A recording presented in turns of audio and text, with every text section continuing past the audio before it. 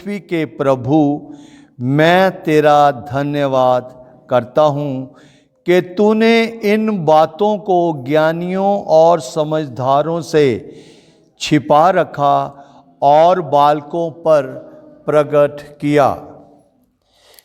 यहाँ पे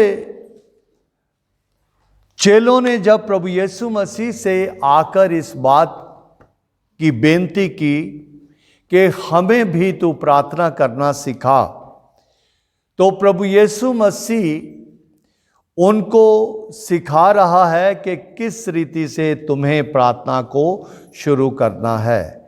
एड्रेस जो है वो तुम्हें पिता को करना है। क्यों पिता को करना है वो हमें मत्ती के 11 अध्याय और 25 वचन में सीखने को मिलता है। क्यों पिता से प्रार्थना करना है? क्योंकि स्वर्ग और पृथ्वी के प्रभु, हालेलुया, स्वर्ग और पृथ्वी के जो कुछ भी हमारी ज़रूरतें हैं वो इस पृथ्वी पर की ज़रूरतें हैं।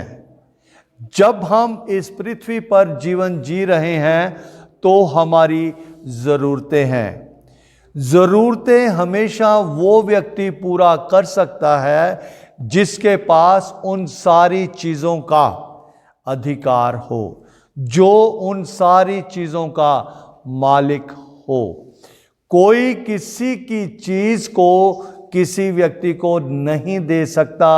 अगर देता है तो वो सही नहीं है, वो गलत हो जाता है।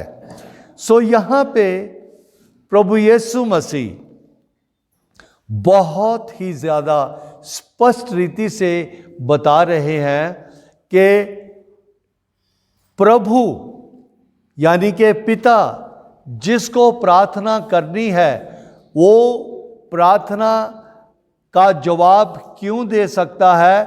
क्योंकि वो स्वर्ग और पृथ्वी का बनाने वाला है। उसके अलावा और भी कोई इस अधिकार को नहीं रखता। जब तुम प्रार्थना करो तो कहो, क्या कहो?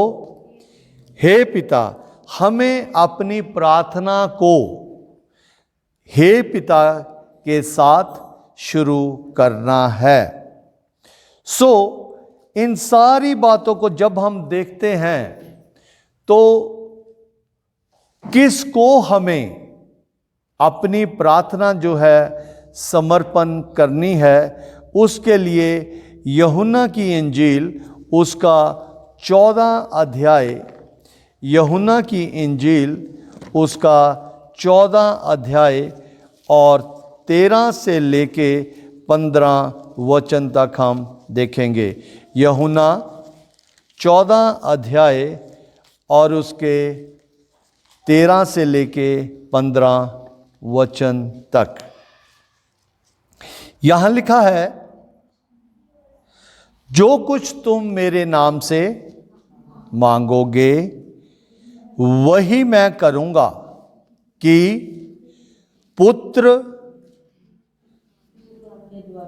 पुत्र के द्वारा पिता की महिमा हो।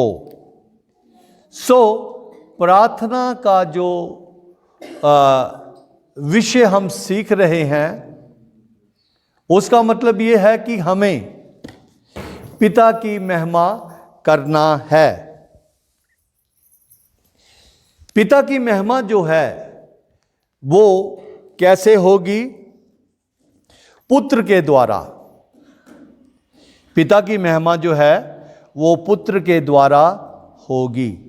और प्रभु यीशु मसीह यहाँ पे यूहन्ना के द्वारा अपने वचन को इस तरह से प्रकट कर रहे हैं, जो कुछ तुम मेरे नाम से, एड्रेस जो है वो हम पिता को कर रहे हैं, लेकिन प्रभु यीशु मसीह के नाम से हम मांग रहे हैं, क्योंकि पिता ने ही कहा है कि मैं वही करूंगा, मैं वही करूंगा कि पुत्र के द्वारा पिता की महिमा हो। 14 वचन में लिखा है, यदि तुम मुझसे मेरे नाम से कुछ मांगोगे तो मैं उसे करूंगा। इसी में 15 अध्याय का 16 वचन इस तरह से कहता है, यूहन्ना की इंजील उसका 15 अध्याय उसके 16 वचन में इस तरह से लिखा है, तुमने मुझे नहीं चुना, तुमने मुझे नहीं चुना, परंतु मैंने तुम्हें चुना है कि तुम जाकर फल लाओ और तुम्हारा फल बना रहे, और तुम मेरे नाम से जो कुछ पिता से मांगोगे वह तुम्हें दे। हालेलुया। पिता देने वाला है, और वो सारा जो सामर्थ है वो प्रभु यीशु मसीह के पास है।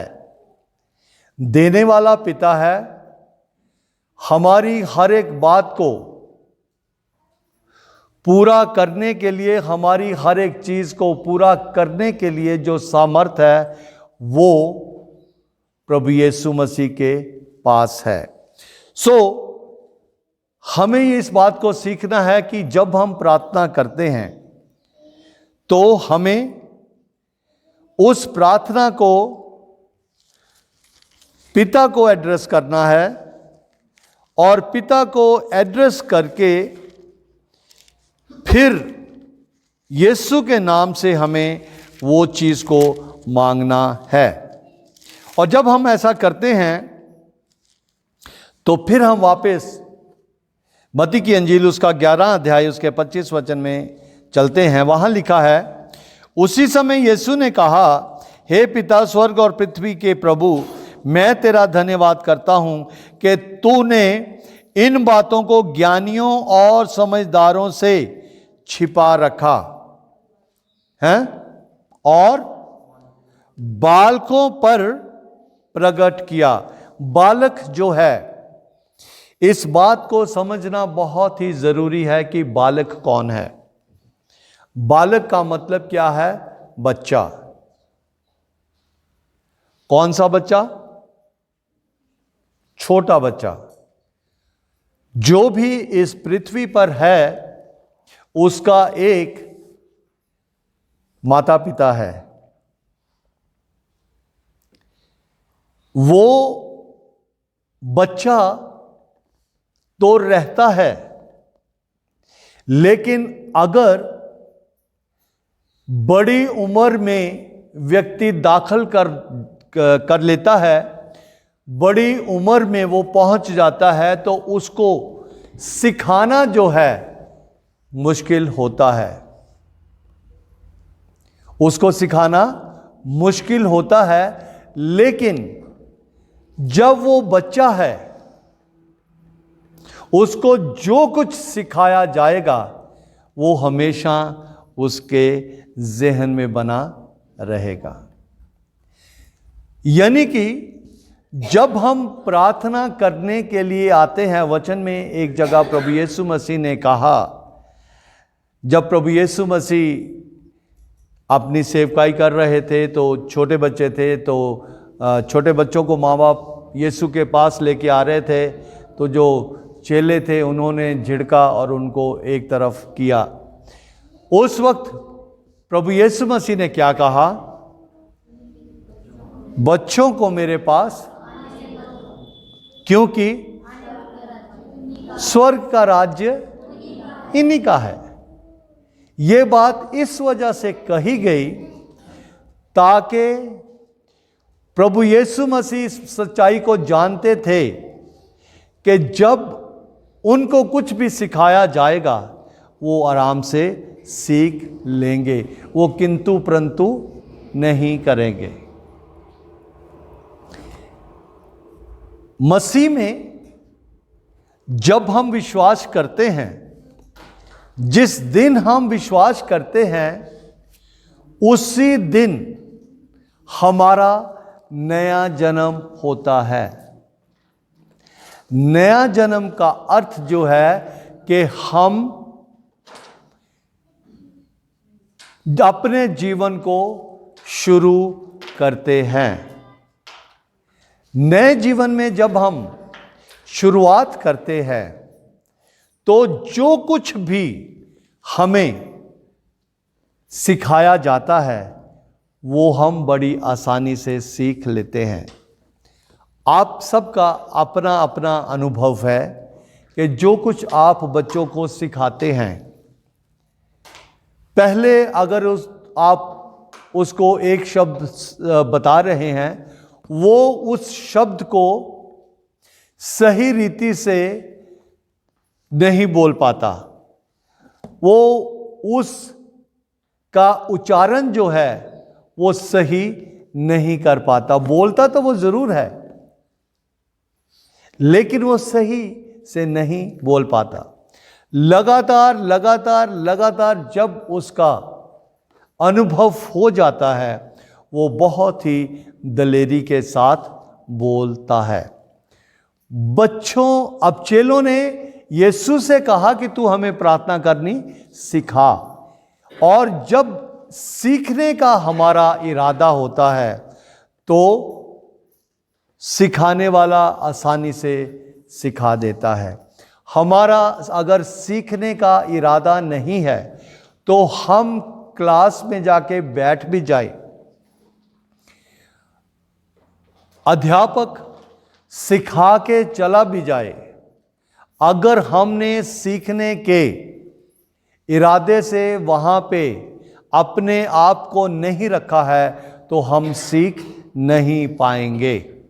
लेकिन अगर पूरी तरह से सीखने के मन से हम वहाँ पे बैठे हैं तो हम आसानी से जो कुछ सिखाया जा रहा है उसको सीख सकते हैं। और जब हम इस बात को करते हैं तो उसके बाद हमें इस बात को प्रार्थना में समझने की बहुत ज़रूरी है कि एक आदर और एक निरादर। प्रभु यीशु मसीह ने अपने सेवकाई में इस बात को बताया कि मिट्टी के बर्तन कुछ आदर और कुछ निरादर के, ठीक। हमें जब हम प्रार्थना करते हैं तो हमें प्रार्थना करने के लिए उसके आदर को समझना बहुत ज़रूरी है, क्योंकि लूका की अंजील उसके 11 अध्याय में लिखा है कि जब तुम प्रार्थना करो तो ये कहो, हे पिता,